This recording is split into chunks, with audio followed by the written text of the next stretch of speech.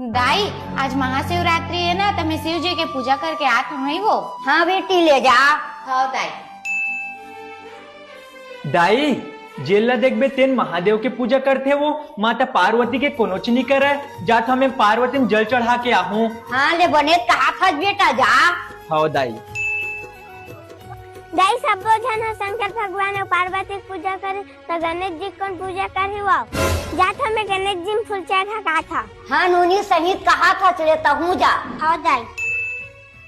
अरे बाप रे ये खेला है। बिहनिया गे सांझ हो गए तब हो कैसे नहीं आए दादा ये टूरी टूरा मार रात जाग देखा। दाई गड़ौना ते हाथ पार्वती में जल चढ़ाए जात हो के है हचरे और ये तिभेलन टंडे मनावत है तोर का ना है टूरी पार्वती। तो खुशबू कौन सी पूजा करे गए रे? खुशबू शिव। अरे बाप रे और वो नान का नूनी है बेबी गणेश